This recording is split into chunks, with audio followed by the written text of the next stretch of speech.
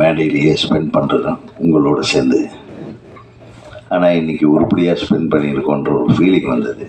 I wish the entire team all the very best.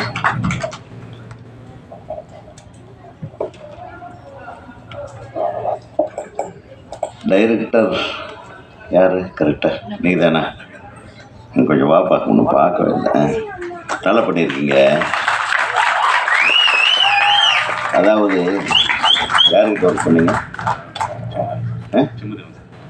Chimbu Deven. Okay, Chimbu Deven சிறப்பான இயக்குனர் தான். Okay, ஒரு மிகச்சிறப்பான இயக்குனர் கிடைச்சிருக்காரு. நீங்கள் இந்த படத்தின் வெற்றியை வச்சு நான் சொல்லலை, எடுத்துக்கிட்ட ஒரு விஷயத்தை எவ்வளோ அழகாக நேர்த்தியாக சொல்லணுமோ இந்த மேக்கிங் ஸ்டைல், அதை பார்த்தா ஒரு 4 ஷாட்டு பார்த்தாவே இந்த டைரக்டரை தேறிடுவான், இல்லைன்னு தேர மாட்டான்னு நான் சொல்லிவிடுவேன். ஸோ நீங்கள் ஃபஸ்ட் கிளாஸ் வாங்க, வாழ்த்துக்கள். அதுக்கப்புறம் music director, you have done a wonderful job. உண்மையிலுமே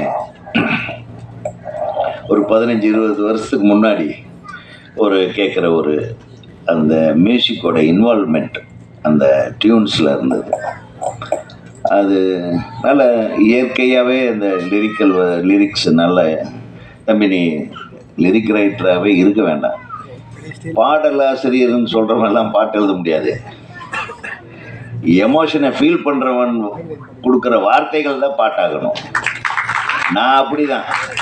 கண்ணு வலது கண்ணு தானாக துடிச்சதுன்னா ஏதோ நடக்கும்னு பேச்சுன்னு எங்கள் அம்மா தான் சொல்லுவாங்க.